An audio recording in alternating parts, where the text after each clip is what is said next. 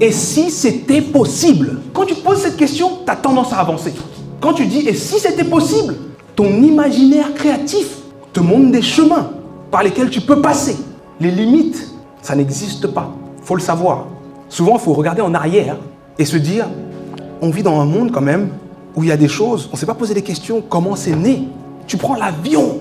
Mais t'imagines à l'époque où un mec il dit « j'ai inventé un truc, c'est comme la voiture, mais ça va dans l'air et t'inquiète, tu ne vas pas tomber. » Toi, tu vas le croire, alors que ça n'existe pas. Pourtant, ça existe aujourd'hui.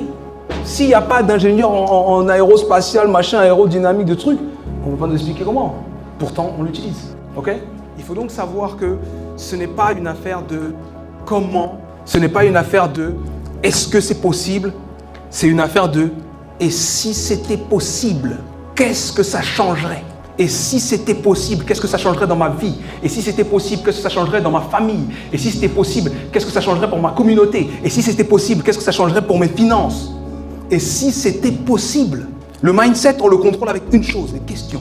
Tu poses les mauvaises questions, tu as les mauvaises réponses. Si tu te poses des questions qui vont dans la direction de ce que tu veux faire, ce sont ces réponses-là que tu trouves. Et si c'était possible?